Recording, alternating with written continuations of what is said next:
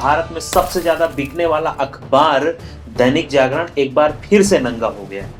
फिर से इसलिए कह रहा हूं क्योंकि ये अखबार अपनी धूर्तता और सरकार के प्रति अपनी चटुकारिता के लिए बीच बीच में जलील होता रहा। हाथरस गैंग रेप व हत्या के मामले में 9 अक्टूबर को इस अखबार ने पहले पेज पर घटना से जुड़ी जो खबर छापी, उसकी हेडिंग रखी, युवती की मां व भाई ने की थी हत्या। इस खबर के बाद एक बड़ा हिस्सा पीड़ित दलित परिवार के खिलाफ खड़ा हो गया। नफरत बढ़ गई और पूरा मामला न्याय की पटरी से उतरकर दलित बनाम संवर्ण हो गया। भला हो सीबीआई का, जिसने करीब 2.5 महीने के भीतर ही चार्जशीट दायर करके ये बता दिया कि दैनिक जागरण तुम झूठे हो, पीड़िता के साथ गैंग रेप किया गया और उसके बाद उसकी मौत हुई। दैनिक जागरण की जलालत इसके पहले कठुआ में बच्ची के साथ रेप के दौरान हुई थी। बेशर्मी की सारी हदों को पार करते हुए अखबार ने पहले पेज पर लिखा, कठुआ की बच्ची से नहीं हुआ था दुष्कर्म। इस हेडिंग के साथ भाजपा के तमाम समर्थकों ने आरोपियों के समर्थन में रैली निकाल दी।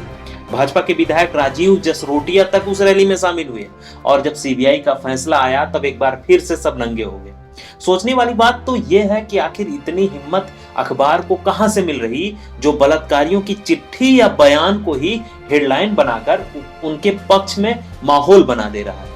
अगर आप कहेंगे कि ये हिम्मत सरकार से मिल रही है तो मैं उसे खारिज नहीं करूंगा। इसी अखबार ने 2 अक्टूबर के संस्करण में हाथरस से जुड़ी खबर फिर से छापी।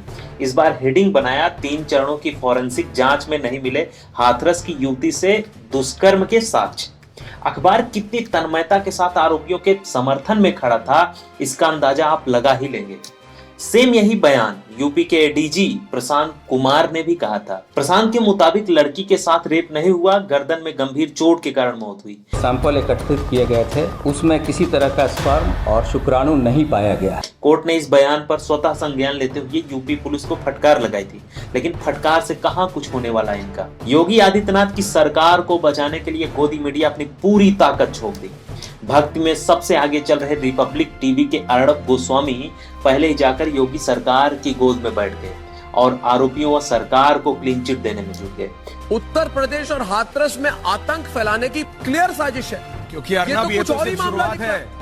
अर्नब ये तो अगर ये सच है तो ये बलात्कार का मामला है ही नहीं। तिहाड़ से लौटे सुधीर चौधरी पूछ रहे थे कि 8 दिन बाद परिवार गैंग रेप की बात क्यों कर रहा है। योगी सरकार को लगातार घिरता देखकर टाइम्स नाउ और ऑफ इंडिया बचाव में उतरे। हेडिंग बनाई, यूपी सरकार को बदनाम करने के लिए 100 करोड़ की फंडिंग हुई। जब भी भाजपा की सरकार कहीं मुसीबत में होती है, पीएफआई का नाम सामने लाकर उस वक्त सरकार को बचा लिया जाता है। पीएफआई मानो बीजेपी के लिए सजीवन बूटी बन गई है। पीड़ित परिवार के साथ क्या क्या जुल्म नहीं किया गया। पुलिस ने रात में लाश जला दी, पीड़िता की मां को गाड़ी से घसीट कर उतार दिया गया। परिवार को अधिकारी धमका रहे थे कि मुआवजा मिल गया है, अब चुप हो जाओ, तुमको यहीं रहना। पीड़ित परिवार के नार्को टेस्ट तक के आदेश दिए गए। सवर्णों ने दलित परिवार के खिलाफ पंचायत शुरू कर दी। भाजपा विधायक सुरेंद्र सिंह दलित परिवार को अपनी बेटी को संस्कार सिखाने की बात कर रहे थे।